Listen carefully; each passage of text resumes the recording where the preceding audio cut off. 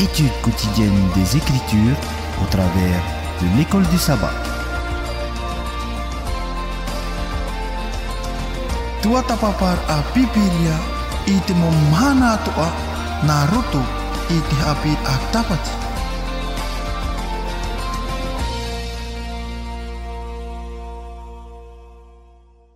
Eh bien, chers amis, bonjour. Nous sommes heureux aujourd'hui de pouvoir nous adresser à vous. Nous souhaitons une cordiale bienvenue à vous, les auditeurs de la radio La Voix de l'Espérance, mais aussi ceux qui nous suivent sur YouTube et Facebook, donc Centre Média Adventiste. Ce matin, je reçois sur le plateau notre pasteur Wilfried. Bonjour, pasteur. Bonjour tout le monde. Voilà, et sur ma gauche, donc, pasteur Tehuiari. Bonjour. Bonjour. Eh bien, aujourd'hui, nous allons donc cette semaine parler d'adorer le Créateur. Comment, au travers de cette adoration, eh bien, s'occuper de ceux qui sont dans le besoin. Donc, c'est le rappel de notre thème de ce trimestre. Donc, c'est plus petit. Et 2 points, s'occuper de ceux qui sont dans le besoin. Eh bien, au travers de notre leçon de l'école du sabbat de cette semaine, eh bien, nous découvrirons comment Dieu doit être adoré et quelle est la meilleure peut-être des manières d'adorer Dieu. C'est ce que nous allons découvrir durant donc notre partage d'aujourd'hui. Eh bien, j'invite notre pasteur Wilfried à nous unir dans la prière. Prions Dieu. Père éternel, ce matin, nous te louons, nous te glorifions pour cette bénédiction que tu nous accordes de pouvoir étudier ta parole, de pouvoir partager ensemble et de pouvoir découvrir, Seigneur, ce que tu désires nous enseigner. Nous te prions humblement, Seigneur, que tu nous guides par ton Saint-Esprit et que tu nous maintiennes toujours sur le chemin de ta vérité. C'est là notre prière au nom de Jésus. Amen. Amen. Eh bien, notre 6e leçon de ce trimestre, donc, a pour titre « Adorer le Créateur ». J'ai l'impression qu'il y a une redondance. Adorer, est-ce que c'est pas forcément le Créateur? Et est-ce que notre leçon de cette semaine ne vient pas un petit peu nous titiller, nous rappeler que l'adoration, notre adoration en tous les cas, ne doit s'orienter que vers le Créateur. Eh bien, comme texte de base que nous avons cette semaine, donc, il se trouve dans Ésaïe 58, versets 6 et 7. Donc, le jeûne, voici le jeûne. Donc, l'autre version, je vais utiliser l'autre version. Le jeûne que je préconise, n'est-ce pas plutôt ceci, c'est-à-dire détacher les chaînes de la méchanceté, dénouer les liens du joug, renvoyer libres ceux qui sont écrasés et rompre tout joug. Ne s'agit-il pas de partager ton pain avec celui qui a faim et de ramener à la maison les pauvres sans abri, de couvrir celui que tu vois nu, et de ne pas t'esquiver devant celui qui est dans ta propre chair, qui est ta propre chair. Donc voilà un petit peu notre texte de base de cette semaine. Avant donc d'aller plus loin, je pose la question à nos pasteurs ce matin. Aujourd'hui, qu'est-ce qu'ils pensent d'abord du titre peut-être et aussi de notre texte de base? Alors pour ma part, j'aimerais juste venir à la définition en fait du mot adorer. Oui. Donc adorer, c'est rendre un culte à une divinité, et dans notre cas rendre un culte à Dieu. Et maintenant, un culte, c'est quoi exactement? Donc, exactement. Le dictionnaire nous dit que rendre un culte, c'est honorer en fait. Honorer Dieu à travers des actes religieux. Donc l'adoration, c'est ce qu'on fait à Dieu. Quel genre d'action, des actes religieux est-ce qu'on rend à Dieu? Et quand on comprend cela, on comprend mieux le lien que fait l'école du sabbat avec aider les pauvres, aider ceux qui sont dans le besoin. Voilà. Et donc l'adoration, souvent quand on parle d'adoration de Dieu, on s'arrête au fait d'aller à l'église, on s'arrête au fait de se rencontrer, de louer Dieu à travers des chants et à travers la prière, alors qu'on le verra à travers l'école de sabbat de cette semaine, que l'adoration c'est plus que ça, c'est plus que le fait d'aller à l'église, c'est plus que le fait d'être chrétien, de s'appeler chrétien et de soi-disant être dans un état d'adoration ou de célébration dans un lieu précis, hein, mais ça dépasse ses limites en fait, l'adoration. Ok, merci, pasteur. Oui, donc en continuité de ce que le pasteur vient de partager, nous voyons dans notre texte à mémoriser l'une des pratiques qui est mise en avant, le jeûne, dans l'adoration. Voilà. Et apparemment, lorsqu'on lit le verset, il y a un jeûne auquel Dieu prend plaisir et il y a un jeûne auquel Dieu ne prend pas plaisir. Tout à fait. Et donc nous allons voir au niveau du partage de cette semaine que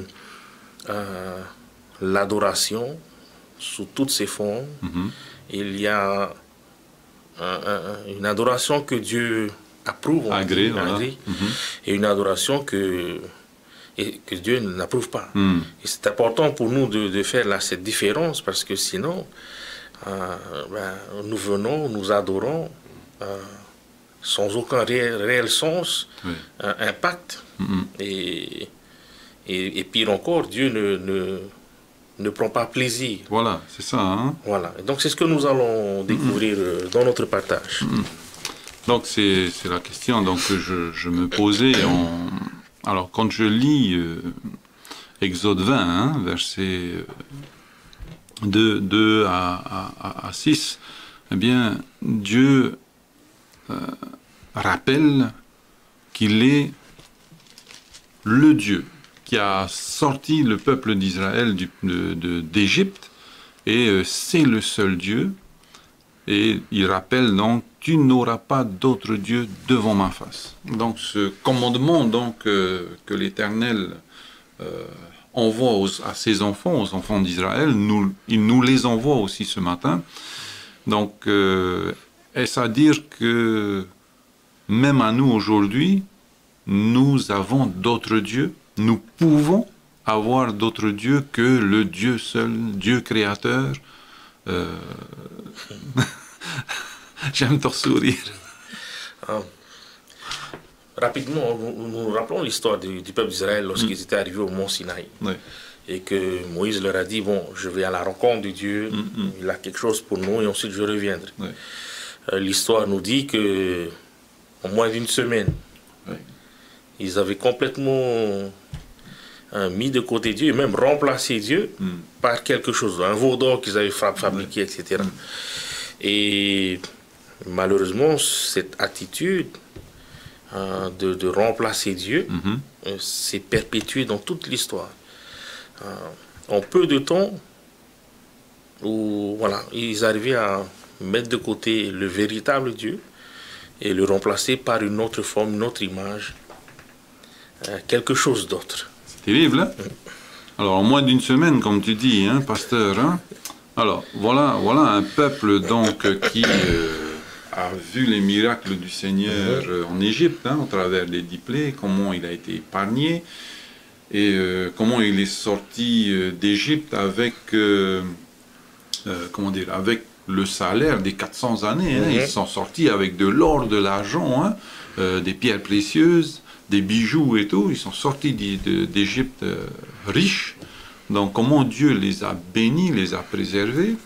Et voilà qu'on arrive au mont Sinaï et ils oublient que Moïse qui est monté là-haut au mont Sinaï, au mont Horeb, là, ils oublient que c'est leur leader spirituel sur terre, et ils oublient aussi Dieu. Alors, comment en une semaine oublier l'intervention de Dieu? Est-ce à dire que lorsqu'on ne voit pas quelque chose, on l'oublie, comme l'adage le dit, loin des yeux, loin du cœur? ou bien comment faire pour entretenir, parce que là c'est un acte de foi que nous posons, nous t'adorons notre Dieu, mais comment maintenir cette flamme et ne pas oublier Dieu, ce qu'il a fait pour nous tout au long de notre vie. Comment faire? Comment faire pour, lorsqu'on ne voit pas Dieu, eh bien, comment le faire vivre dans nos cœurs, dans notre vie?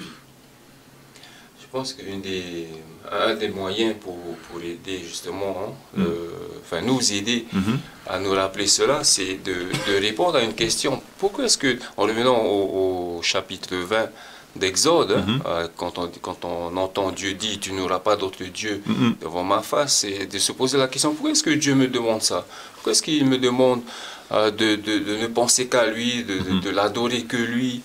Et quand on comprend le pourquoi, je pense qu'il est plus facile après de mettre en application ce qu'il nous demande. Et c'est peut-être ce que le peuple d'Israël a manqué, c'est de comprendre réellement pourquoi. Pourquoi est-ce que Dieu me demande ces choses? Et quand on comprend le pourquoi et les conséquences de la transgression de ce que Dieu demande, je pense que c'est plus facile, plus facile de pouvoir observer. Et ici, Dieu, quand il dit « tu n'auras pas d'autre Dieu devant ma face », qui d'autre que Dieu est amour, est bon, est juste, qui d'autre que Dieu peut aider l'humanité comme Dieu l'aide? Alors, on le voit aussi dans l'école du sabbat, c'est que quand on se met à adorer quelque chose, on devient comme cette chose. Et c'est là je pense que le fond du problème. Quand Dieu dit « adore-moi », c'est-à-dire « adore la meilleure des choses », parce que en risquant d'adorer autre chose, tu risques de devenir comme cette chose qui n'est pas meilleure comme je suis. Donc, et le fait que Dieu et Moïse sont partis, donc ils ont un peu oublié Dieu, peut-être ils avaient aussi déjà des dieux parce qu'ils sortent d'Égypte. Donc en comparaison avec ce Dieu qu'ils ne connaissent pas trop, ils ont oublié même. Donc ils ont eu 400 ans pour s'attacher une autre culture. Voilà, à une autre culture, à d'autres dieux. Donc ils sont sortis encore avec ces dieux dans leur cœur, et ces dieux qui certainement à leur image, à leur pensée, allaient leur rendre heureux, allaient leur rendre plus riches. Et donc voilà, il demande à Aaron, est-ce que tu peux nous remettre ces dieux-là? Parce qu'on a besoin de prospérité, on a besoin de bonheur, de joie. Et ils se sont éloignés de Dieu. Pasteur? Oui, une des choses qu'il disait à Aaron, on veut voir un Dieu, on veut pouvoir le toucher, on veut pouvoir le voir, on veut le mener où on veut. Voilà, et ça a tout le temps été la plainte du peuple d'Israël dans le désert, pendant les 40 ans. On veut retourner derrière, au moins là-bas on avait ça. Ce Dieu-là, il ne se soucie pas de nous, on n'a pas à manger, on n'a pas à boire, où est ce Dieu-là? Alors que pendant les 40 ans, Dieu il a pourvu à tout. Il était présent jour et nuit. Et pareil pour nous aujourd'hui. Dieu est présent jour et nuit. Ça revient un peu à la prière de... Je crois que c'est Élisée qui a prié pour son serviteur. Ouvre les yeux de mon serviteur pour qu'il voie. Que ceux qui sont avec nous sont plus nombreux que ceux qui sont contre nous. Donc, Dieu est présent. Et comme le pasteur l'a dit, dans l'école Sabbat, le psaume 115 au verset 8, où il est écrit « Il leur ressemble ceux qui les fabriquent, tous ceux qui se confient en elle ». L'auteur mettait en avant le fait qu'il fabrique des statues qui ont des yeux mais qui ne voient pas, qui ont des oreilles mais qui n'entendent pas, alors que Dieu, il voit les souffrances, il entend les souffrances. Et il descend, hein? On a vu ça dans les écoles du sabbat précédentes, qu'il l'a entendu et il est descendu. Et donc, lorsque nous... Et ce qu'il dit, et c'est carrément juste, il dit que ceux qui fabriquent ces choses-là viennent petit à petit à les ressembler. Et donc, dans le même sens, si nous adorons le vrai Dieu, nous sommes amenés aussi à lui ressembler. Et c'est de là que va découler ensuite cette relation entre l'adoration, la véritable adoration, et le bien qu'on fait aux autres. Amen. Oui, vous voulez intervenir? En fait, c'est juste pour, on va dire, appuyer encore sur cette même idée de la leçon de l'école de sabbat. Et j'aimerais relire une question de ce qui est dit dans lundi, c'est dans dimanche. Dimanche, en bas, on nous dit méditez plus cette idée de devenir comme ce que nous adorons. Donc il y a vraiment ce principe qu'on devient comme ce qu'on adore. Donc, et si j'adore, par exemple, si j'aime le basket, eh ben, je vais modéliser ma vie sur ce champion de basket ou après un surfeur, qui que ce soit. Donc, l'adoration, en fait, c'est à partir du moment où on va prendre ça en pourcentage, je veux dire, si 60% de ma vie, 70% de ma vie est centrée sur une chose, cette personne, cette personne va devenir pour moi un Dieu. Un Dieu. Et je commence à tourner ma vie en fait autour de cette chose, autour de cette personne. Et après, ça devient un style de vie. Si mon idole, c'est comme je prends encore l'exemple du basketteur, eh ben, je vais m'habiller comme lui, je vais me chausser comme lui, et je vais commencer à parler comme lui. Et c'est pareil avec Dieu. Quand on met Dieu au centre de notre vie, on commence à parler comme lui, on commence à s'habiller, à agir comme lui, penser comme lui. Voilà, c'est un principe important à comprendre qui rejoint justement Exode chapitre 20, les premiers commandements. Et c'est ce qu'on voit aujourd'hui. Lorsqu'on prend le temps de regarder les jeunes le mercredi après-midi en ville, qui se déplacent en groupe, ils ont souvent soit le même style d'habit, le même style de parler, les mêmes... même comportement. Voilà, les mêmes comportements. Et ça m'est arrivé aussi quand j'étais au lycée. J'avais un groupe d'amis. Et à force de traîner avec ces amis-là, petit à petit, on est tous devenus semblables. On parlait de la même manière, on blaguait sur les mêmes choses. Et voilà, on s'identifie là, en groupe. Et c'est pour ça que Dieu insiste sur le fait de se tourner vers lui, pour que nous puissions lui ressembler. Comme Pasteur l'a dit, c'est le meilleur exemple. Il n'y a pas mieux que ça. Il n'y a pas mieux. Alors peut-être alors les enfants d'Israël, lorsque Dieu donc les rassemble au chapitre 24 d'Exode, lorsque Dieu les rassemble donc au pied du mont Sinaï, donc il dit à Moïse de monter, les enfants d'Israël, vous restez en bas, et lorsque l'Éternel parle, eh bien ils disent, eh bien nous ferons tout ce que l'Éternel a dit. Waouh, belle promesse, hein? Voilà, j'ai l'impression d'entendre les belles promesses de décembre, janvier. Et qu'on oublie tout de suite le 10 janvier.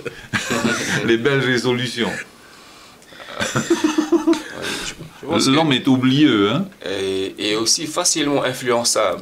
C'est-à-dire que quand Moïse va descendre et qu'il se met en colère et que il y a les responsables qui commencent à réagir aussi, mais il y a l'effet de masse. Donc il y a le responsable, le leader qui revient, il a rencontré Dieu d'ailleurs, on voit les éclairs, on voit les tonnerres, donc c'est sérieux, et si on ne réagit pas, on risque d'avoir des problèmes. Donc avec cet effet de masse, on se dit, ok, oui, amen. On va faire tout ce que tu dis, mais est-ce qu'au fond, réellement, ils étaient réellement touchés, convertis par ce que Moïse partageait? Ça c'est une autre question. Et c'est pareil pour nous aujourd'hui.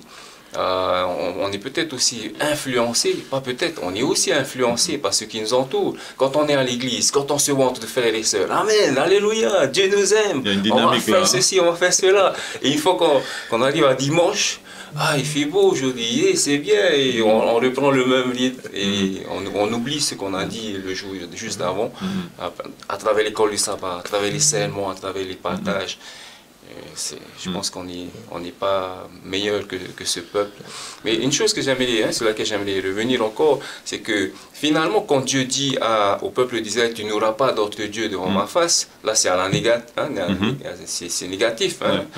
Et je pense que pour rendre ça plus positif, Dieu est tout simplement en train de dire au peuple d'Israël, prenez-moi comme modèle.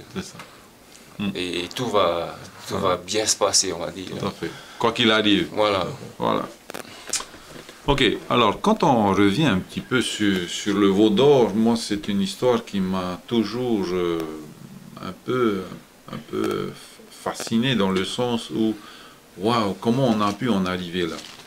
Alors, les enfants d'Israël demandent à Moïse, à Aaron, bon, Moïse, ça fait un moment qu'il est là-haut, ça fait une semaine qu'il est là-haut, maintenant, nous avons besoin de voir notre Dieu qui nous a fait sortir d'Israël, d'Égypte. Et lorsque Moïse, Aaron demande au peuple, ben, enlevez vos dorés, amenez-les. Donc je ferai. Alors, est-ce que c'était de l'or massif? Est-ce que c'était, comment on appelle, un plaqué or, hein? Bon, ça, le texte ne nous le dit pas, mais ce qui est important aussi pour moi de savoir, c'est qu'en Égypte, on n'adorait pas les veaux, mais les taureaux. Hein? Donc, et là, le petit veau, quoi, voilà, je pense que c'est une note humoristique. Hein? C'est d'ailleurs dans tout ce texte-là. Là. Donc, alors, ce qui m'a beaucoup touché, c'est que lorsque le veau d'or est fini, sa conception est finie, eh bien, Aaron déclare que demain, il y aura fête en l'honneur de l'Éternel. Et ils ont offert donc le lendemain, ils se sont levés, ils ont bu, ils ont mangé et ils ont festoyé, ils ont fait la fête et ils ont apporté des offrandes d'action de grâce. Ce veau d'or. Waouh! Qu'est-ce qui se passe là?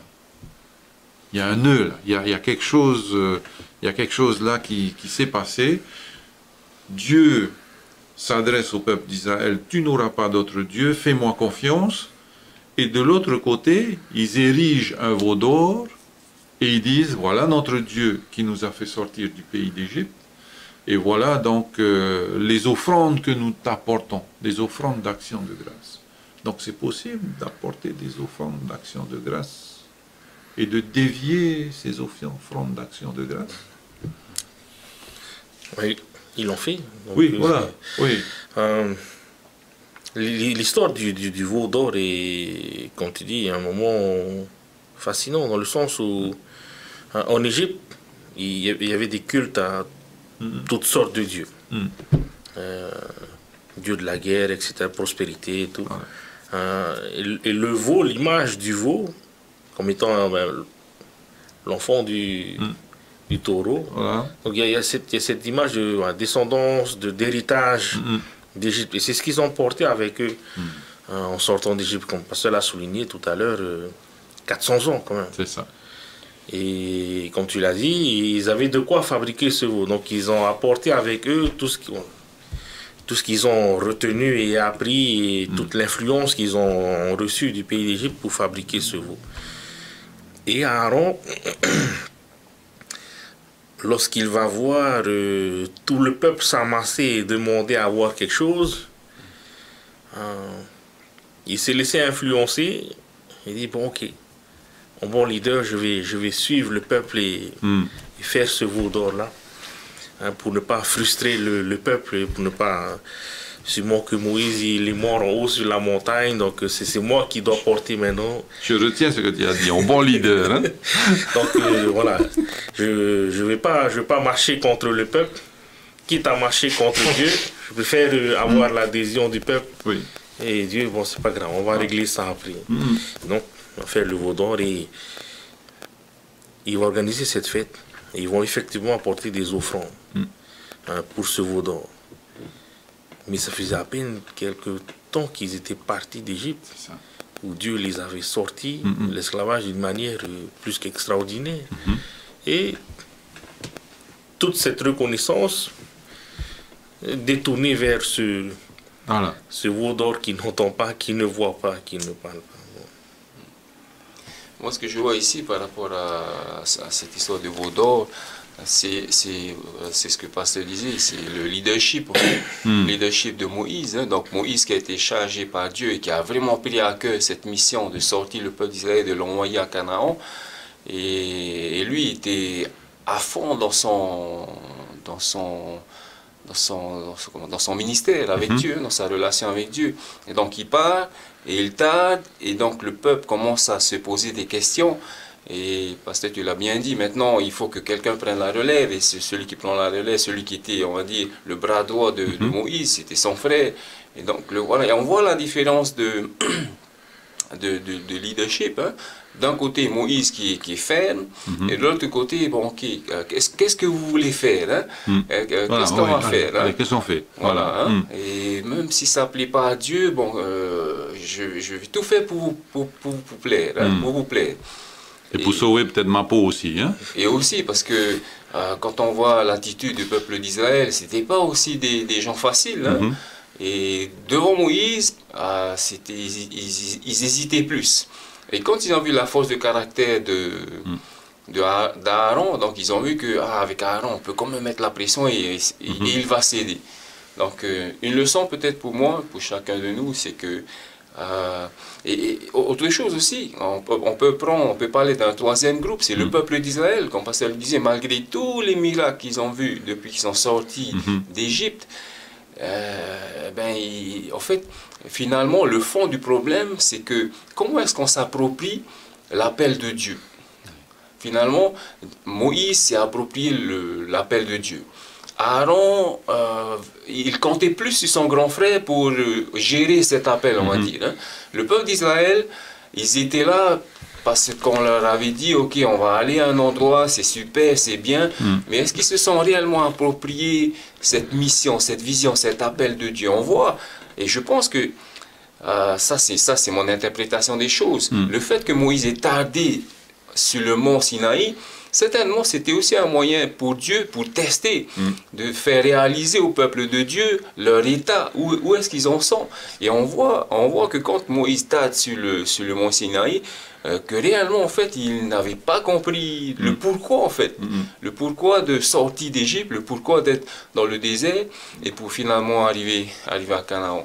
Et Dieu, je pense, permet aussi dans nos vies de passer par certaines expériences pour qu'on puisse réaliser où est notre foi, où est ma foi. Et quand je fais des erreurs, je me dis waouh, je ne savais pas que j'étais comme ça en fait. Et là, je viens de réaliser. Je pense que le peuple a réalisé. Et quand Moïse est redescendu, ils se sont dit ok, on va réajuster tout ça. On va obéir tout ce que tu nous dis. Alors, on reprend à zéro et on y va ensemble. Et ok. Voilà. Pardon. Alors, lorsque le Moïse donc revient, hein, donc voilà, on peut, tu le disais tout à l'heure, ils l'ont fait, on peut se tromper d'adorateur, hein, on peut se tromper de cible lorsque nous adorons notre Seigneur. On peut apporter des offrandes, d'actions de grâce, mais c'est pas tourné vers le Seigneur. C'est tourné vers nous-mêmes, c'est tourné peut-être vers du clinquant, vers du... Hein, voilà. Donc, faisons attention à notre adoration dans sa forme et dans le fond aussi. Hein. La suite, donc, alors, il me semble que j'avais trouvé ça cette semaine. Dans Exode 32, c'est une parenthèse, hein, verset 10. Lorsque le Seigneur, donc Moïse, avant Moïse, lorsqu'il vient et qu'il voit le peuple dans la débauche, hein, c'est le péché dans toute sa splendeur, c'est de remplacer Dieu par d'autres choses, eh bien, la réaction de Moïse, c'est de monter vers le Seigneur, de pointer du doigt le péché, et de monter vers le Seigneur et intercéder pour ce peuple-là. Waouh! Et là, je reviens sur ce que tu disais, en bon leader. Hein, donc, comment ça s'appelle, la semaine dernière, Pasteur Gillot disait que la théocratie, c'est suivre ce que Dieu nous demande à la lettre et à l'esprit. Et de l'autre côté, on veut un roi, donc la démocratie. Et là, la démocratie a parlé, on veut un veau d'or, on veut un Dieu, on veut voir notre Dieu, mais pas celui qui nous parle de là-haut parce qu'on en a peur. Donc, la réaction donc, de ce leader, Moïse, c'est de dire, ben voilà, le peuple a péché et il faut que j'aille voir mon ami, mon Seigneur, mon Dieu, et lui intercéder, de pardonner ce peuple-là. Donc voilà un petit peu comment est Moïse. On peut en parler un petit peu de ce Moïse, cette intercession de Moïse auprès du Père. Alors Moïse, il connaît ce Dieu, il a vécu avec lui, il a vu le miracle, il est resté pendant 40 ans pour apprendre à le connaître. Et donc il a vécu, il a entendu, et il a fait plusieurs expériences. Dieu lui parlait directement. Dieu lui parlait directement. Et là, il se retrouve avec un peuple qui ne connaît pas ce Dieu. Et là, au moment de la désobéissance du peuple d'Israël, la colère de Dieu arrive. Mais Moïse connaît ce Dieu. Il sait que c'est aussi un Dieu miséricordieux. D'un côté, c'est un Dieu de justice, mais c'est aussi un Dieu miséricordieux. Il s'empresse d'aller vers ce Dieu et d'intercéder, de dire même, Dieu, s'il est possible, retire mon nom de ce livre. Hein. J'aimerais prendre livre de vie. Hein. Voilà, de ce livre de vie. Je veux prendre la place. Et on voit Jésus. Hein. Voilà, et ça nous rappelle ce que Jésus a fait pour nous. Hein. Et c'est exactement... Et c'est ce qui se passe quand on connaît ce Dieu. Eh bien, on fait les choses que Dieu fait. Et on a les pensées, en fait. C'est pour ça que Paul dit, hein, ayez en vous les pensées qui étaient en Jésus. Et quand on se met à adorer ce vrai Dieu, quand on a la bonne image de Dieu, eh bien, naturellement, on fait les choses que Dieu fait. On intercède pour les gens, on aime les gens, on se donne pour les gens, on se sacrifie pour les gens. Et c'est ce qui s'est passé avec Moïse. Donc, finalement, quand on voit cette histoire du veau d'or, ça n'a pas simplement testé le peuple d'Israël, ça n'a pas testé simplement Aaron, mais ça a aussi mis à l'épreuve Moïse dans son caractère, en fait. Et cette expérience de la désobéissance du peuple d'Israël a aussi révélé qui est Moïse. Et c'est ça qui est merveilleux. Donc finalement, les épreuves sont là pour révéler en fait qui nous sommes. Dans tout ce que fait Dieu, il y a toujours une pédagogie derrière. Il y a toujours un enseignement derrière. Dieu ne fait jamais les choses par hasard. Quand on lit ce qui s'est passé dans le texte que tu as mentionné, Exode 32, Dieu va dire à Moïse, bon, descends parce qu'en bas, ça ne va plus. Là. Voilà. Ils se sont corrompus. Ils ont oublié que c'est moi qui les ai fait sortir d'Égypte et tout. Et il va dire à Moïse, je vois que ce peuple-là, c'est fini. Ils sont têtus, ils sont bornés. Maintenant, ce que je vais faire, je vais pas effacer. Et de toi, je vais faire sortir une nouvelle nation. C'est tout bénéfique pour Moïse. Il connaît ce peuple. Et il a eu affaire à ce peuple, un peuple têtu, un peuple méchant, rebelle, voilà. Et donc, quand Dieu lui dit, je te fais une proposition, on efface ça et on fait une nouvelle nation à partir de toi, on reprend à zéro. Comme ça, tu pourras mieux les éduquer, etc. En tant que leader... La tentation est forte. Ah oui. Et au lieu de faire face à tous les soucis avec ce peuple, de se tirer les cheveux, Dieu me dit, ok, on repart à zéro, on efface ça et on fait un nouveau peuple, ensemble. Alors ce texte se trouve dans Exode 32, verset 10. Hein? Voilà. Et finalement, l'attitude de Moïse, qui va intercéder, qui va dire, non Seigneur, s'il te plaît, je sais que tu es un Dieu juste, mais je sais aussi que tu es un Dieu rempli de miséricorde. D'où ça vient ce comportement de Moïse? Mais de sa relation avec Dieu. Il apprend à aimer comme Dieu aime. Il apprend à agir comme Dieu agit. Et donc le caractère de Dieu s'est dépeint sur Moïse sans que Moïse s'en rende compte. Parce que Moïse aussi, à un moment donné, il a pété un câble et il a cassé les tables. Hein? C'est ça. Et il était prêt à... Et finalement, son attitude a changé. Et le voici en train d'intercéder. Et je pense que là, Dieu a accompli une mission dans sa formation de ce leader, Moïse, qui est parti de loin, un homme qui bégait, éduqué dans la cour d'Égypte. Et le voici en train d'intercéder en faveur d'un peuple têtu. C'est une grande leçon. Pour nous, dans nos églises... dans certaines églises, heureusement pas chez nous, on a fait face à des personnes au courrier. Et quelquefois, on est tenté de dire, Seigneur, je change d'endroit là, parce que mets-moi ailleurs, parce que là, j'arrive pas, je vais recommencer ailleurs avec un peuple. Et là, Dieu dit non. Au contraire, il faut prier pour eux, il faut les aimer encore plus, il faut. Voilà. Tout à fait. Et c'est ce caractère de Dieu qui est en train de se dépeindre sur Moïse. D'ailleurs, quand Moïse est descendu, il avait la face qui brille. Voilà, tout à fait. La gloire, Dieu a ce contact avec Dieu. Dans Exode 32, verset 10, donc, le rappel de ce verset, mais maintenant, laisse-moi, ma colère va s'enflammer contre eux et je les consumerai, mais je ferai de toi une nation. Donc c'est aussi une mise à l'épreuve. Dieu met à l'épreuve Moïse. Et lorsqu'on réfléchit, Moïse étant un descendant d'Abraham, eh bien Dieu n'enlève pas sa promesse. Il a promis à Abraham, mais il fera donc d'un de ses descendants Il y a la continuité. une grande nation. Dieu peut le faire. Lorsque Jésus était sur terre, il disait, mais s'ils se taisent, les pierres parleront.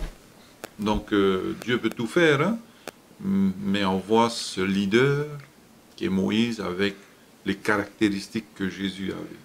Ce don de soi, et parce qu'il a compris qui était donc son Dieu. Est-ce qu'il y avait quelque chose d'autre à rajouter par rapport à ce texte-là? Nous allons avancer? Oui, pardon. Non, pas. Ok. C'est notre base. Oui, voilà, c'est la base. De notre relation avec notre Créateur, de notre adoration avec notre Créateur. L'un des buts de cette adoration, c'est de ressembler à ce Créateur. Et ça va enchaîner avec ce que l'école Sabbat va nous dire tout de suite après. Eh bien, voilà donc le veau d'or que nous venons de voir, et cet appel du Seigneur de l'adorer lui seul. Eh bien, la deuxième partie de notre leçon s'intitule « Une raison d'adorer ». Alors, d'adorer qui? De louer qui? Donc, nous sommes rendus donc, dans le Deutéronome, chapitre 10, à partir du verset 17 au verset 22, et la suite. Donc, l'Éternel Dieu est le Dieu des dieux, le Seigneur des seigneurs, un Dieu fort, grand et terrible. Voilà donc le Dieu que nous adorons, et le Dieu qui a permis au peuple d'Israël, alors ils n'étaient pas encore le grand peuple d'Israël, lorsqu'ils arrivent, Jacob arrive en Égypte, ils étaient 70 personnes. Et quand ils sortent d'Égypte, après donc ces années d'esclavage, eh bien ils sont une multitude. Donc voilà comment Dieu a béni ce peuple-là, et comment Dieu peut nous bénir, pas seulement en quantité, mais aussi en qualité. Alors, cette louange vers notre Dieu, comment elle peut se voir, comment elle peut se faire dans notre vie? Tu disais tout à l'heure en introduction, pasteur, que l'adoration, c'est pas seulement on va à l'église, on chante, on prie. Comment elle peut se traduire? Cette adoration-là peut se traduire. Alors, il y a comme on voit dans l'école Sabbat, il y a plusieurs raisons à notre adoration. Donc, on adore Dieu parce qu'il est amour, qu'il est juste, qu'il est miséricordieux. Mais dans le cas du peuple d'Israël, pour reprendre son exemple, donc il a été appelé à adorer par rapport à ce que Dieu a fait. Donc Dieu a fait de grands miracles, il a libéré en fait de l'esclavage, et donc il avait beaucoup de raisons de pouvoir louer Dieu pour ce qu'il a fait. Et en même temps apprendre à le connaître au fur et à mesure de leur cheminement avec Dieu. De plus en plus, quoi. Voilà, dans leur relation, dans leur compréhension de Dieu. Et pour nous aujourd'hui, quand on comprend d'où est-ce que Dieu nous a tirés, on n'a pas tous la même expérience, mais on a tous vécu des moments difficiles où à un certain moment Dieu est venu nous aider dans un moment difficile, et il nous a tirés de ce problème, de cette situation-là, voilà, de cette situation, à travers un ami, à travers nos parents et qui que ce soit, à travers sa parole, à travers une louange peut-être.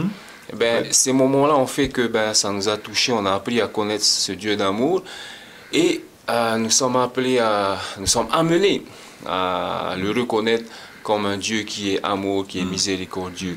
Donc le lien entre ce que Dieu a fait pour d'autres personnes, hein, c'est pas forcément ce qu'il a fait pour nous, parce que Dieu a fait des choses encore plus grandes peut-être dans la vie d'autres personnes, comme il a fait pour le peuple d'Israël. On n'est pas forcément obligé de vivre une expérience, mais rien que le fait de lire ce que Dieu a fait dans la Bible à travers le peuple d'Israël, ça nous touche. Et ça devrait suffire en tout cas. On n'est pas forcé d'aller tester Dieu, dire voilà Dieu, je vais te mettre à l'épreuve, voir si tu es vraiment bon. Hein. Non. Déjà le fait d'entendre parler de ce que Dieu a fait dans la vie de ses patriarches, de toutes ces personnes dont on parle dans la Bible, ça doit suffire pour adorer Dieu. Parce que quand on prend l'exemple d'Adam et Ève, quel était leur antécédent pour qu'ils puissent adorer Dieu le 7e jour? Quand ils ont ouvert les yeux, tout était déjà fait. Donc, on ne peut pas baser leur adoration sur ce que Dieu a fait dans le passé. Parce qu'ils ouvrent les yeux et tout est là. Le ciel est beau, la terre elle est belle, il y a tous les animaux, tout est parfait. Et ils adorent ce Dieu, ils louent Dieu pour ce qu'il est. Non, dans leur cas, c'est différent. Hein? Ils sont là, ils voient Dieu, il est là, il est bon, il est amour. Et ils l'adorent pour ce qu'il est. Pour nous, aujourd'hui, on a encore un antécédent, des expériences peut-être par rapport à ce que Dieu a fait, et on le loue pour ce qu'il a fait. Mais on peut le louer pour ce qu'il est, sans vraiment avoir expérimenté des choses. Donc, voilà. Ok. Merci pour ce bel exemple. Hein. Pasteur, avons-nous des raisons donc de louer notre Dieu, d'adorer notre Dieu? Je lisais l'histoire du fondateur du protestant Luther. Un soir, il était à table et il avait le visage assombri. Et l'auteur disait que sa compagne s'est approchée de lui et dit qu'est-ce qui se passe? Dieu est mort? Et ça a percuté dans son esprit. Et il a commencé à écrire plusieurs choses. Et il s'est souvenu donc que tant que Dieu est là, j'ai aucune raison de ne pas l'adorer. Comme le pasteur l'a dit, tu lis ce que Dieu a fait pour d'autres personnes. Tu entends les histoires, les témoignages, les personnes qui t'entourent. Tout démontre que nous avons un Dieu qui est miséricordieux et qui nous aime et qui veille sur nous. Et qui désire uniquement que nous soyons heureux et que nous puissions le retrouver. Alors, je tombe sur mes genoux et je dis, Seigneur, je ne peux que t'adorer. Je pose la question donc autour de cette table, mais à nos auditeurs aussi, est-ce que le Seigneur a été si pauvre en intervention alors dans ma vie si je dois regarder l'expérience des autres? Alors, c'est vrai que lorsqu'il nous arrive une tuile, nous avons plusieurs réactions. Soit on peut faire confiance en Dieu, soit on peut aller chercher par tous nos moyens de... Voilà. Donc, lorsqu'une tuile nous est arrivée, je disais à mon épouse, je dis voilà, à partir d'aujourd'hui, à travers de cette expérience que le Seigneur permet, expérience douloureuse, eh bien ça va être notre aventure de la foi. Voilà. Hein? On ne sait pas où Dieu va nous mener, mais par la foi, on va lui faire confiance, on va se reposer aussi sur les solutions que l'homme proposera, mais d'abord, on fera confiance au Seigneur, ce sera notre aventure de la foi, et on va y aller par la foi. Donc, le Seigneur a tellement fait de choses pour nous, et en fait, ce que je prie pour nos internautes, c'est pas d'attendre ce que Dieu va faire pour vous, mais c'est de prier pour que Dieu ouvre vos yeux et que vous voyez les interventions de Dieu dans votre vie, parce qu'il intervient et il répond à vos besoins spécifiques, pas aux besoins des autres, parce que les miracles qui se passent sur les autres, eh bien, ils ont eu besoin, c'est un besoin et Dieu répond. Mais les miracles dans notre vie, les interventions de Dieu dans notre vie, eh bien, c'est pour répondre à notre besoin spécifique et du moment. Et nous permettre d'avancer avec lui. Alors, par rapport à l'adoration, donc, dans Ésaïe chapitre 1, versets 10 à 17, eh bien, le Seigneur dit, je suis rassasié d'holocaustes, rassasié de sacrifices. Waouh, c'est terrible. J'en ai trop. Pourquoi en fait j'en ai trop? Parce qu'en fait, ce que j'ai là, c'est faux. Hein? Verset 15, quand vous étendez la main, je détourne de vous mes yeux. Pour m'adorer, hein? Quand vous multipliez les prières, je n'écoute pas. Cessez de faire le mal et apprenez à faire le bien. Voilà un petit peu la situation. Donc tu disais tout à l'heure, hein, c'est pas seulement chanter, prier. Le Seigneur a eu plein de chants, plein de prières, mais quelle est la différence entre cette belle adoration, lorsque nous venons le sabbat, lorsque nous vivons les 6 autres jours de la semaine? Donc, comment est-ce qu'il y a une recette pour savoir, ça y est, Dieu a agréé parce que mon holocauste, mon adoration. Élie, le feu est descendu du ciel, ça s'est vu. L'holocauste a été consumé. Caïn et Abel, ça s'est vu aussi. Mais aujourd'hui, est-ce que nous voyons que ce que nous apportons est agréé ou pas par Dieu? Est-ce que Dieu, lorsque je vis ma vie de chrétien, ne dit pas aussi, Georges, je suis rassasié de tes prières, je suis rassasié de tes louanges. Et tout ce que tu fais, quand tu élèves les mains vers moi, ben, je détourne le regard. Comment être sûr que eh bien, notre adoration, notre vie est agréée par Dieu, malgré que nous soyons pécheurs? Ce que j'entends, c'est que du bruit. C'est pas une belle louange, il n'y a pas d'harmonie, c'est que du bruit que j'entends lorsque vous ouvrez la bouche. Dieu nous donne une piste de réponse hein, dans le texte même. Hein. Ce qu'il dit là, c'est fort. Hein, à partir du verset 12, quand il dit « Quand vous venez vous présenter devant moi, qui vous demande de souiller mes parvis ?» C'est ça. C'est violent comme déclaration. C'est ça. C'est-à-dire que quand je vais à l'église, avec cette attitude-là, littéralement, je suis en train de souiller son lieu. Et ensuite, il dit, cessez d'apporter de vaines offrandes, j'en ai horreur. De l'encens, des nouvelles lunes, il met même les sabbats, voilà, qui est un signe entre lui et son peuple. Et il va dire à la fin du verset 13, je ne puis voir le crime s'associer aux solennités. Ah, donc il y a eu un mélange là. Voilà. Donc Dieu ne remet pas en cause toutes les pratiques religieuses. Dieu remet en cause autre chose. Le cœur de l'homme. C'est ça. C'est son attitude. Parce que finalement, ce que Dieu va mettre en avant là, l'adoration, c'est pas seulement le jour du sabbat. L'adoration, c'est pas seulement quand je vais à l'église, mais c'est tous les jours de ma vie. Et donc, il y a des choses que je fais qui sont en désaccord total avec l'adoration, qui ne rend pas honneur à Dieu, qui ne lui rend pas un culte honorable. Et donc, la question, donc, maintenant, c'est de voir quelles sont ces choses que je fais qui va venir souiller toutes mes actions religieuses, on va dire. Voilà.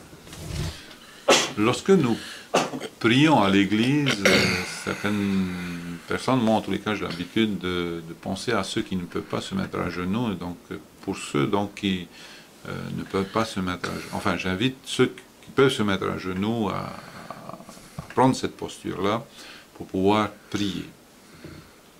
Eh bien d'autres disent, eh bien prenez la posture qui vous convient le mieux, Et souvent, j'entends des enfants, des jeunes, à côté de moi, quand c'est l'occasion en tous les cas, dire, eh ben, je ne vais pas m'agenouiller, et c'est sous le jeu, comment dire, voilà, le côté solennel n'est pas perçu par le jeune ou bien par l'enfant. Et juste ce petit laps de temps avant que la prière ne commence, je dis, eh bien, tu te mets dans cette posture-là pour être dans toutes les dispositions pour être en contact avec notre Seigneur. Et là, ça change. Ça change la donne. Hein. Je remercie le Seigneur d'avoir été encore sabbat dernier à côté d'un jeune et de lui avoir dit ça, parce que en fait c'est un rappel. C'est vrai que parfois on est malade, parfois on souffre des genoux, des pieds, on ne peut pas se prosterner devant le Seigneur, s'agenouiller devant le Seigneur. Donc qu'on ne soit pas voilà, le Seigneur ne nous demande pas de souffrir, hein, dans notre adoration, hein. Voilà, il nous aime trop pour ça, hein. Donc quand on ne peut pas s'agenouiller, eh bien c'est juste une posture, hein. À un moment donné, peut-être, bon ben, on pourra s'agenouiller. Il m'arrive aussi parfois de ne pas pouvoir m'agenouiller, mais voilà, merci Seigneur, parce que quelle que soit la posture, ce n'est pas la posture seulement qui compte. La posture compte, c'est la forme, mais c'est plutôt le fond qui compte, c'est le cœur, ce que Pasteur donc vient de nous dire, hein. Nous avons d'autres pistes pour l'adoration. Dans Michée, chapitre 6, à partir du verset 7, Michée dira, est-ce que l'Éternel agréera de milliers de béliers, des myriades de torrents d'huile? Est-ce que si je vais même jusqu'à donner mon premier-né pour mes péchés, mon péché sera-t-il pardonné? Et au verset 8, il va conclure en disant, on t'a fait connaître, ô homme, ce qui est bien, et ce que l'Éternel demande de toi, c'est que tu pratiques la justice, que tu aimes la miséricorde, et que tu marches humblement avec ton Dieu. C'est résumé là. Hein? Et dans ce qu'on voit ici, hein, dans ce que Dieu dit, en fait, c'est que quand on parle de miséricorde, de justice et d'humilité, en fait, tout rejoint encore à cet amour envers Dieu, hein, dans son propre cœur. C'est quand on aime Dieu, on est comme Dieu, on a cette miséricorde. Quand on aime Dieu, on a cette humilité. Quand on aime Dieu, on veut tout faire en sorte à ce que tout soit bien fait et fait avec justice. Et donc c'est encore une question de cœur. Donc et le fait d'en être, parce que là on parle dans ce trimestre, le fait d'aider les pauvres, de mépriser les pauvres, eh bien, cette attitude que j'ai envers une personne reflète en fait ma relation avec Dieu, mon adoration, ma compréhension de qui est Dieu et de mon amour pour lui. Quand je me présente devant Dieu, comment on dit ça, mon attitude envers Dieu va refléter en fait ce qui est au fond de moi. À un moment, je n'ai pas à demander à ma femme ou à mon fils de dire, mon fils, voilà ce que tu dois faire pour exprimer ton amour. Naturellement, quand mes enfants viennent à moi et qu'ils veulent me serrer dans leurs bras, c'est naturel. Je n'ai pas à lui dire, ok mon fils, voilà ce que tu dois faire. Dans la journée, il faut que tu me... Voilà. À telle heure, tu dois venir me voir et me serrer dans tes bras. Hein. Et c'est pareil pour nous dans l'adoration.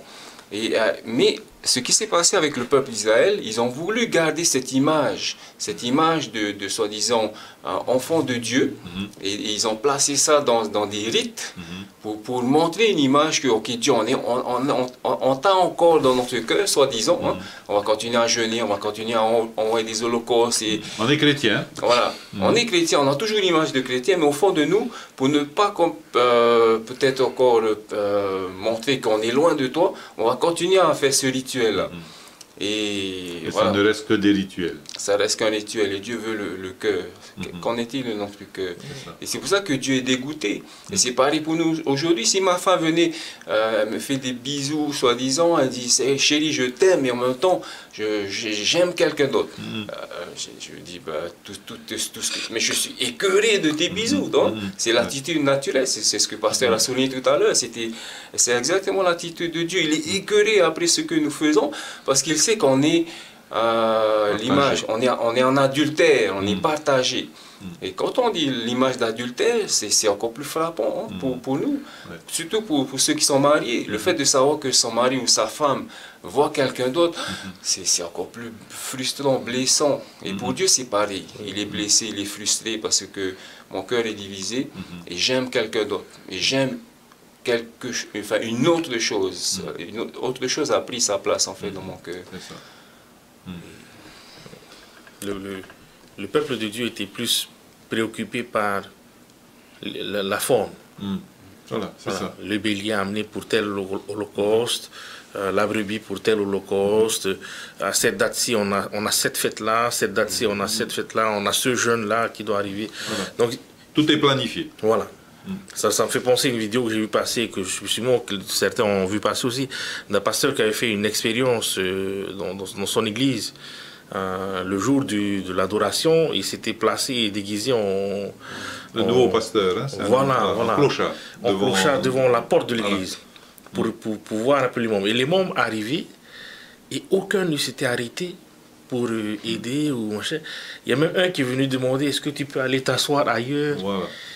Et finalement, le pasteur est devant, il a exprimé sa déception.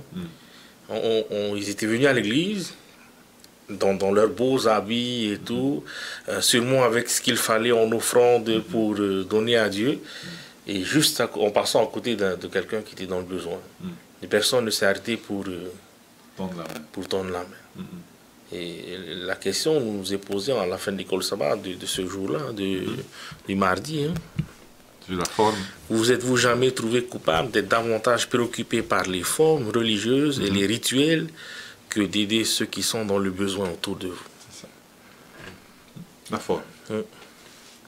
Et on peut être tellement préoccupé par la forme qu'on oublie en fait le fond et l'essentiel aussi qui est à côté. Les personnes qui sont à côté, on est tellement focalisé, ok, on doit aller à l'école sabbat, on doit aller à l'église, on doit faire ci, on doit faire ça, que finalement on est comme l'histoire du bon samaritain. On est préoccupé à aller vers le temple, alors qu'à côté il y a des personnes, il y a des samaritains qui ont besoin d'aide. Enfin, c'est pas des samaritains, des personnes qui sont en danger. Voilà. Et on nous demande d'être ce bon samaritain. Bon samaritain. Voilà, donc la question revient. Donc, quelle est la meilleure des manières d'adorer? Comment adorer notre Seigneur? Puisque la forme, pour ceux qui ne savent pas, dans le manuel d'église, il y a déjà deux formes de liturgie. La liturgie bien complète et une liturgie allégée. Et lorsque nous circulons dans les églises adventistes du monde entier, le schéma est gardé. On met certaines choses avant, après. Bon, voilà. Le même schéma est gardé. Donc ça, c'est la forme. Comment traduire donc cette forme-là? Comment les responsables que nous sommes, comment veiller à ce que cette forme-là soit tous les sabbats, en tous les cas, traduite par cette expression du cœur. Comment amener, voilà, en fait la question, comment la liturgie va pouvoir m'amener, va pouvoir m'élever? Parce que la liturgie, c'est juste la forme, le programme, c'est juste une forme, mais comment cette forme-là, le déroulé, va m'amener jusqu'à la prédication, et cette prédication va me faire du bien. Comment essayer, en tous les cas, aujourd'hui, lorsque nous regardons une vidéo, 3 secondes suffisent pour capter ou pour ne pas capter l'attention. Alors là, nous parlons d'une heure, 1 heure, 1 heure et demie de liturgie, de prédication, voire un peu plus. Comment aujourd'hui, avec cette génération connectée, eh bien, sous cette forme-là, eh bien, donner la meilleure des manières d'adorer notre Dieu. Bon, je vois ça, enfin, je prends l'exemple de deux couples qui ont, enfin, on parle de personnes qui ont des mariages arrangés. Et le mariage, c'est beau, c'est bien. Mais quand c'est un mariage arrangé entre deux personnes qui ne veulent pas forcément se marier, Ils ne se connaissent ensemble, pas forcément aussi. voilà, Voilà. Ils ne se connaissent pas, et en plus, voilà, et s'ils se connaissent, ils ne veulent pas, peut-être pas forcément. Donc le jour où ce mariage se fait, eh ben, ils ne le vivent pas bien. Et dans le même cas, deux personnes qui ont choisi d'être là ensemble, qui ont vécu des choses, le jour du mariage, ils le vivent avec joie. Et c'est pareil pour nous quand on va le sabbat. Bon, si on est là parce qu'on nous a dit d'être là, hein, papa m'a dit d'être là, je suis pasteur aussi, et je suis ancien, je suis responsable, bon, j'y vais, mais on m'a demandé de faire la bienvenue. Alors là, je pense que le sabbat, il est mal vécu. Oui. Mais quand on est, parce qu'on a vécu des choses dans la semaine, on a été touché parce qu'on a passé du temps avec des personnes malades, et on a pu leur apporter du bien à travers la parole, des louanges, on a apporté un sac de riz à quelqu'un. Tout ça fait que dans la semaine, on a été rempli en fait de cet amour de Dieu. Et quand on arrive le sabbat a tout son sens. Et je pense que pour la plupart, c'est qu'on est tellement occupé. Bon, déjà on travaille dans la semaine. Après, il y a la famille. Après, il y a les courses peut-être à faire. Il y a le ménage à faire. Donc on est bien occupé déjà. Donc c'est peut-être trouver un moment où, enfin, faire le ménage un peu dans notre planning et trouver des moments où on pourrait peut-être se tourner vers l'extérieur. Parce que quand on regarde la vie de Jésus, son plaisir, c'était de passer du temps à aider d'autres personnes. Et je pense que c'est ce qui faisait que Jésus était tout le temps heureux. Et d'ailleurs, il le dit lui-même, il y a plus de bonheur à donner qu'à recevoir. Et on le sait aujourd'hui, je pense qu'on l'a tous expérimenté, c'est que quand on donne quelque chose à quelqu'un, on se sent, il y a une joie qu'on ne peut exprimer. Hein, c'est que, waouh, j'ai donné un bout de pain, j'ai donné un bout de casse-croûte. Et ma journée, elle est comblée. Et si on fait ça tous les jours, le jour du sabbat, c'est vraiment l'apogée parce qu'on a encore plus de liberté. Et on adore Dieu, on le loue pour ce qu'il a fait pour nous durant la semaine. Amen. Pasteur? J'ai 36 ans aujourd'hui, j'ai grandi dans l'église. Et en 36 années, j'ai vu notre liturgie évoluer sous toutes ses formes. Debout à ce moment-là, à genoux à ce moment-là, et des vestes par-ci, des chapeaux par-là. Des cravates par-là. Et la question, le pasteur l'avait posée au tout début, le plus important, c'est de bien comprendre pourquoi on fait ça. Pourquoi est-ce que je suis là le sabbat? Si je suis là le sabbat juste pour accomplir un rite, mais sans qu'il y ait de sens, je manque carrément la cible. Je passe à côté de toutes les bénédictions que Dieu nous réserve chaque sabbat. Et je suis resté bloqué, figé dans la forme. Et souvent, on m'a fait descendre de la chaise pour mettre la veste. Pasteur, c'est le moment du culte, il faut mettre. Ou pasteur, non, pas comme ça. Quelquefois, une fois, la toute première fois, j'ai changé. J'ai proposé un autre chant au moment de la Sainte Seine. Il m'est arrivé que le pianiste ne veut pas jouer. Non, pasteur, c'est pas ce chant. C'est pas ce chant-là qu'on chante à c'est un autre chant. Alors que le chant que j'avais proposé, les paroles, elles étaient dedans, voilà. Dans le sens du... Mais on était resté figé sur la forme. On a toujours fait comme ça et on oublie carrément le pourquoi on fait ça. Et c'est là le fond. De vraiment comprendre qui on adore et pourquoi on adore. Et à partir de ce moment-là, je ne veux pas dire que la forme importe peu, mais c'est comme cela dit, je n'ai pas besoin d'apprendre à mes enfants comment exprimer leur amour envers papa. Ils le font d'une manière innée, naturelle, spontanée. Tout à fait. Et ça va être la même chose avec Dieu. Et l'exemple de Jésus, qui, entre parenthèses, a beaucoup été critiqué dans sa manière d'observer le sabbat. Il allait à la synagogue, il passait du temps à la lecture de la parole, à partager, etc. Mais la plupart du temps, il était en train de chercher à faire du bien, à guérir, à pacter la vie des gens. Et moi, personnellement, et ça n'engage que moi, je suis convaincu que on peut encore améliorer voilà, notre liturgie du sabbat. Oui, mais je vais à l'église ce sabbat, je vois que le timing, waouh, si je m'arrête, je vais être en retard, pourtant c'est à moi l'école du sabbat, et donc je choisis de continuer ma route, alors qu'il y a une dame peut-être qui a besoin de moi. Et quand on comprend le fond des choses, le pourquoi des choses, par exemple, on reprend le verset à mémoriser, hein, le jeûne, ok, c'est une bonne chose, hein, mais quel était le problème? C'est que le jeûne était devenu une forme, tout simplement. Hein, mais c'est quoi réellement le jeûne? Le jeûne, c'est se priver de choses néfastes, on va dire. Hein. Et en fait, finalement, le vrai jeûne, et c'est ce que Dieu va dire, le vrai jeûne, le jeûne auquel je prends plaisir, c'est de se priver, en fait, de tout ce qui est mauvais. Et donc, retirer, en fait, tout ce qui est mauvais dans les gens. Enfin, c'est une image, hein. C'est-à-dire, par exemple, s'il y a un problème chez les gens, le fait d'aller aider, retirer ce qui est mauvais, c'est une forme de jeûne aussi. Hein. C'est retirer le mal, en fait, que la personne vit. Peut-être c'est un besoin de nourriture, de vêtements, mais le fait d'apporter ce type de jeûne, peut-être que le peuple d'Israël ne comprenait pas ou avait oublié, eh ben, Dieu le rappelait, ce que j'aime réellement, le vrai jeûne, la réelle privation, c'est pas simplement que vous priviez, que vous venez avec un cœur qui n'est pas transformé, mais c'est vraiment d'aller faire du bien, d'avoir le cœur de Jésus, partager, aimer, soulager.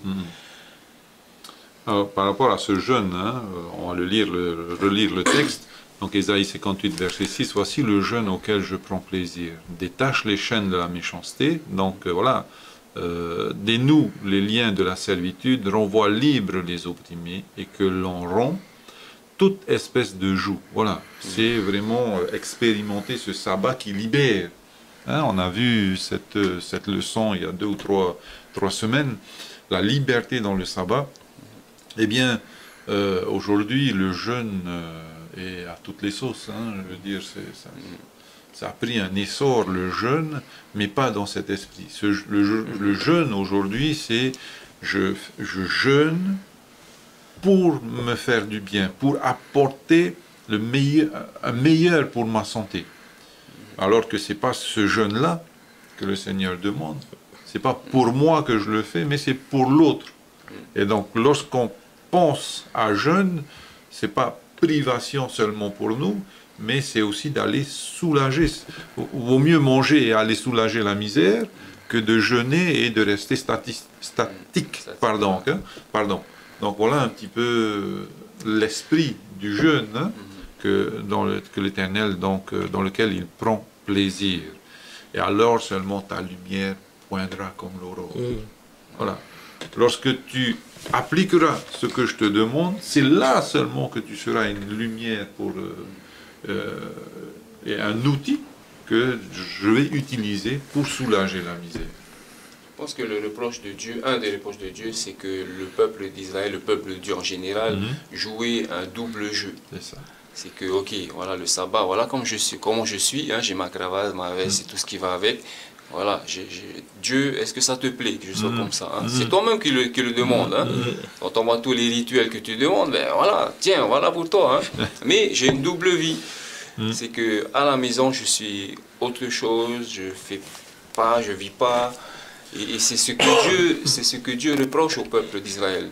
C'est que, ok, ton jeûne, en fait, t'as pas compris. Ce que je te demande, c'était, quand je te demandais de jeûner, c'est pour que ton cœur de pierre devienne un cœur de chair et que tu sois plus amour. Mais non, le jeûne était devenu formel et donc il ne transformait pas le cœur.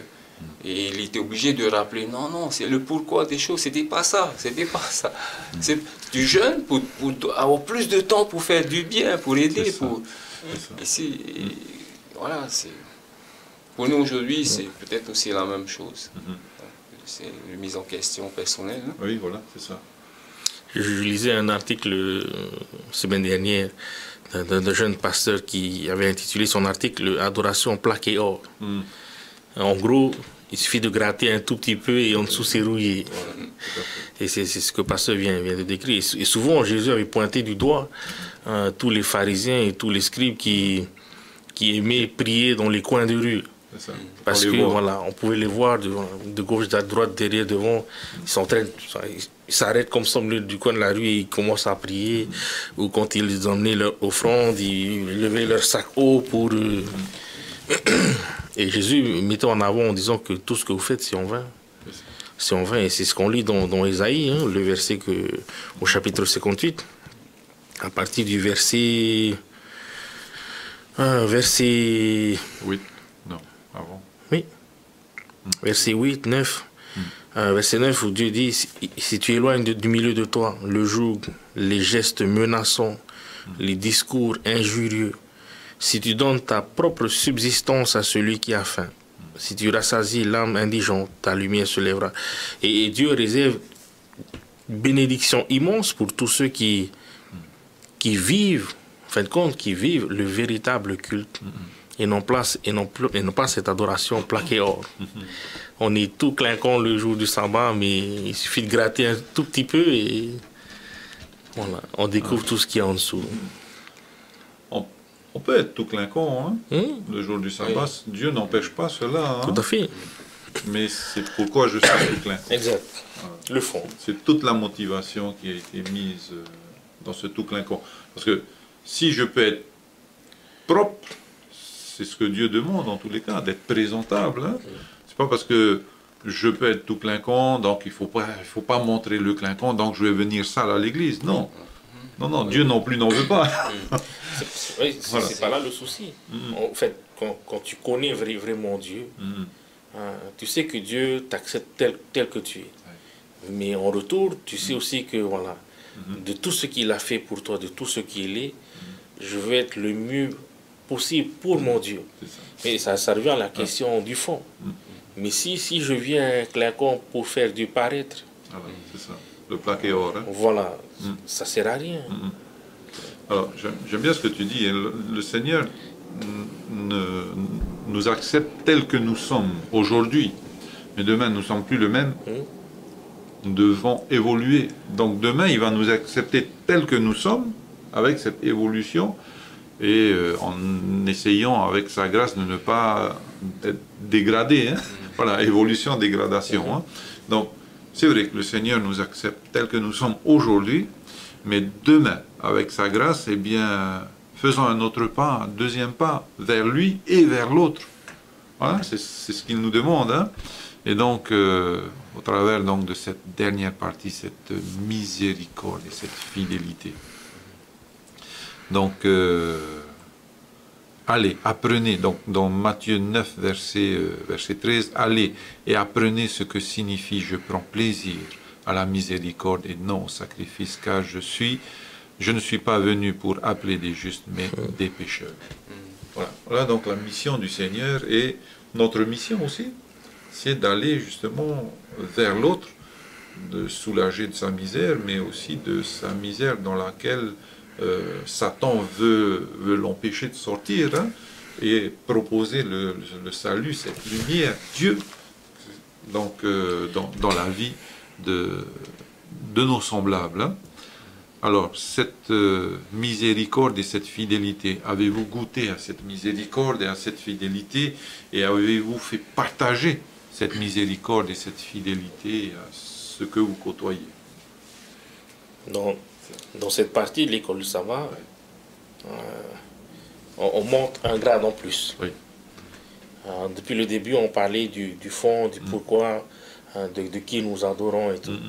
Dans cette partie-là, le texte, dans Marc chapitre 12, la dernière partie, ils seront jugés plus sévèrement. On parle de nous. Nous qui connaissons Dieu, nous qui connaissons ce qu'il nous enseigne, ce qu'il nous appelle à être. Le texte nous dit que si nous ne marchons pas sur ce chemin que Dieu a tracé, nous serons jugés plus sévèrement. Et ça, je trouve, c'est quand même quelque chose qu'on doit prendre en considération sérieusement. Voilà, c'est par rapport à notre responsabilité. Exactement. Dieu nous a confié la lumière, et en tant que tel, nous devons briller avec cette lumière. Mais si, avec cette connaissance qu'il nous a donnée, nous utilisons ça dans le sens opposé pour faire du mal, de l'oppression, et c'est ce qui se faisait. Verset 40, c'est le reproche que Jésus faisait aux scribes qui aiment se promener. Au verset 40, qui dit qui dévorent les maisons des veuves et qui font pour l'apparence de longues prières.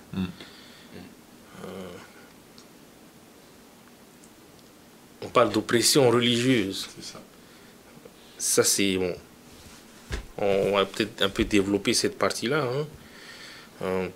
d'utiliser la parole de Dieu comme un marteau pour assommer, pour faire du mal.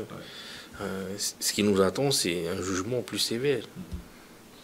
Les pharisiens, pour expliquer un peu cette expression qui dévore les maisons des veuves, la veuve à l'époque de Jésus, c'était celle qui avait le statut le moins élevé. C'est ça. Elle était démunie. Complètement. Pas de mari, plus de mari pour avoir un nom, une reconnaissance. Donc la veuve, c'est la plus démunie. Et les scribes, ils faisaient payer les conseils qu'ils apportaient aux œuvres. Ils abusaient de leur faiblesse pour prendre avantage sur leur situation.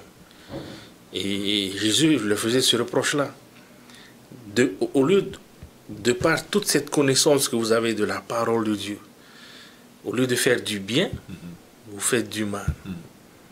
Et ça, Dieu n'approuve pas. Pas du tout. Pas du tout, du tout. Pasteur, comment partager cette vérité et non pas taper voilà, C'est tout d'abord de comprendre ce que Dieu nous a fait. C'est-à-dire comment est-ce qu'il a été patient avec nous, comment est-ce qu'il a été miséricordieux avec nous. Et quand on apprécie ce que Dieu a fait pour nous, on peut mieux agir envers notre prochain. Malgré peut-être pour nous, soi-disant, il a encore du mal à comprendre Dieu et il est encore brut peut-être dans sa manière de faire ou d'agir. Le fait que Dieu ait été patient envers nous, qui avons été bruts peut-être aussi à un moment donné dans notre vie, on a été durs aussi, et Dieu a continué à persévérer en notre faveur. D'ailleurs, il nous a appelés à un ministère, qu'on soit pasteur ancien ou responsable. Il nous a quand même mis à cette responsabilité, alors que je dirais que nous avons tous à apprendre chaque jour. Donc on n'est pas au top des tops à tout moment. Quand Dieu nous appelle, on n'est pas, ok, ça y est, tu es équipé. D'ailleurs, Moïse parlait, quand il a dit à Moïse, vas-y, tu vas aller parler à mon... Et pour nous, quand on comprend ça, Dieu, malgré que je ne sois pas au top des tops, tu m'appelles. Waouh, c'est super, c'est ce que tu me fais à moi. Et quand on a compris ça, et maintenant quand on se tourne vers d'autres personnes, il dit, bon, je ne suis pas au top des tops, pasteur, qu'est-ce que je peux faire? T'inquiète, Dieu pourra. Et vous voyez, l'attitude que Dieu a envers moi, elle se reporte aussi sur mon attitude envers les autres. Donc tout commence avec ma compréhension de l'amour de Dieu et de ce qui est fait pour moi. Une fois que j'ai bien saisi cela, naturellement, j'agis aussi de même envers mon prochain. Et en général, je pense que, ça c'est mon avis personnel, que quand j'agis mal envers mon prochain, c'est parce que j'ai une mauvaise compréhension, une mauvaise relation avec mon Dieu. Ma relation avec Dieu, elle est coupée. Et donc, mon Dieu, c'est plus le Dieu miséricordieux.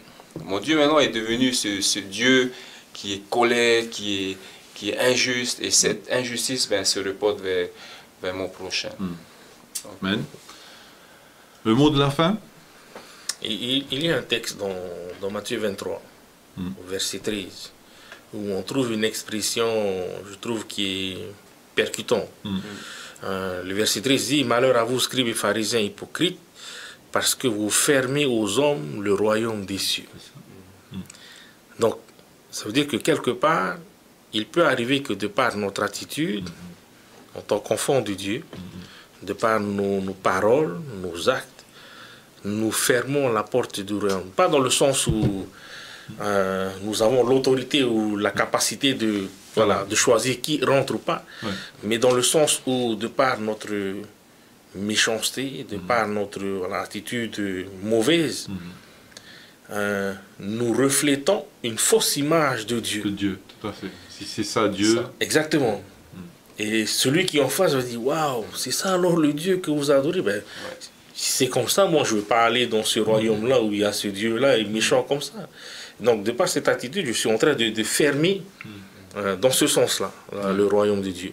Et le verset dit, il continue, vous n'y entrerez pas vous-même. C'est ça. Donc voilà, c'est un texte qui s'adresse spécifiquement au peuple de Dieu, aux enfants de Dieu. Que notre témoignage, que notre adoration puisse être approuvée non seulement de Dieu, mais des hommes aussi, pour qu'ils puissent être touchés, parce que nous sommes des exemples. Donc pour montrer l'amour et la miséricorde de Dieu. Exact. Combien de fois j'ai vu de mes propres yeux des leaders, des visagers, des jeunes qui entraient à l'église en regardant de la tête aux pieds, en se disant mais qu'est-ce qu'il fait là? C'est cette attitude-là. C'est ça. On ferme la porte du royaume. Pas dans le sens où on a les clés, non. Dans le sens où on a l'image que nous reflétons. L'impact qu'on a sur l'autre. Voilà, c'est une fausse image de Dieu. Et c'est ce que Jésus est venu faire. Jésus est venu rétablir la vraie image de Dieu, le vrai caractère de Dieu. Avec tous ces pharisiens qui avaient... le peuple de Dieu au temps de Jésus, pour eux, c'était impossible. Pour eux, ils disaient, les pharisiens, ils sont waouh, ils sont carrément là-haut.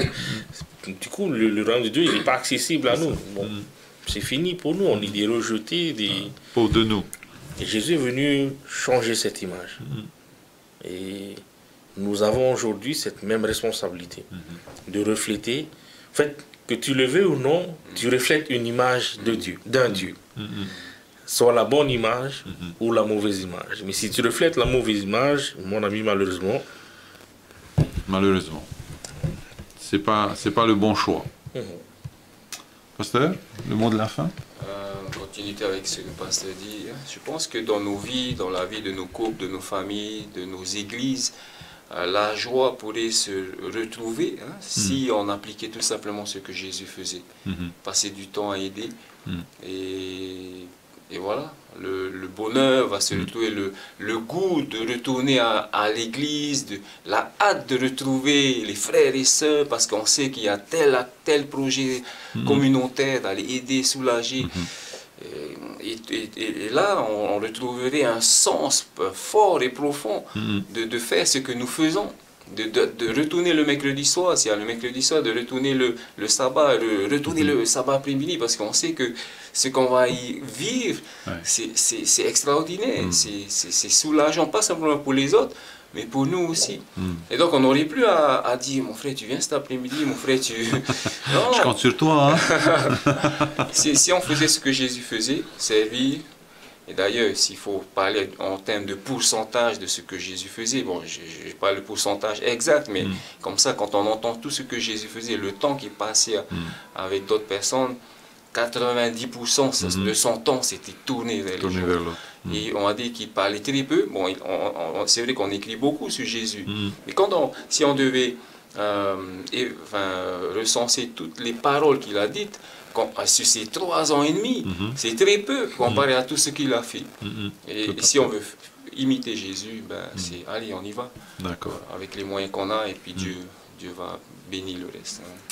Merci en tous les cas les pasteurs d'avoir participé à ce partage d'aujourd'hui et sur le thème donc de cette semaine, adorer le Créateur.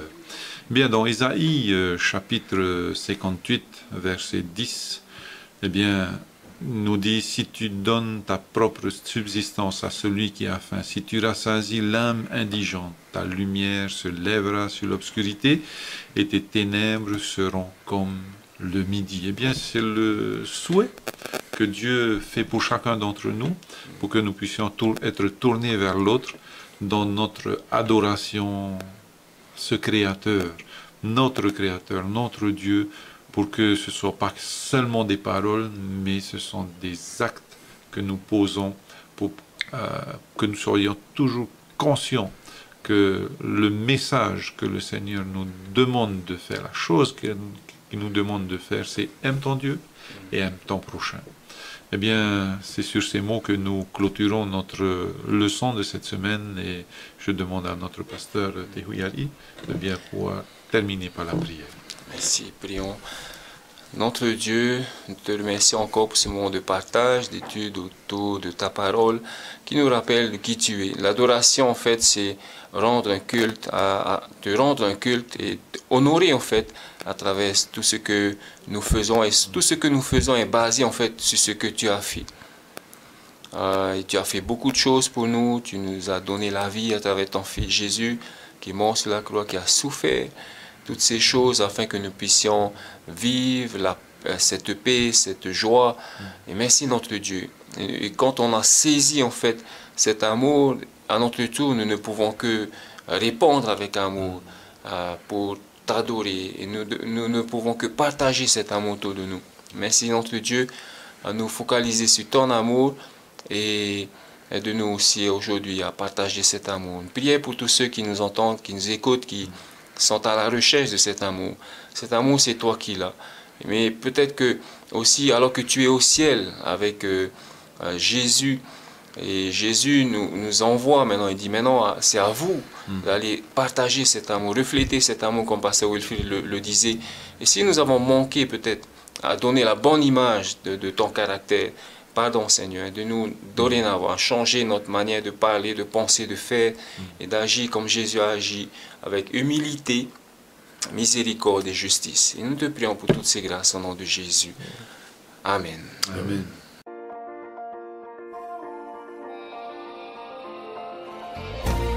Vous pouvez retrouver toutes nos émissions en version podcast sur lvdl.pf. In hinhi oto if of ahoy tatatu mof hanhor a in ay hoy tatatu tahua natirara lvdl.pf.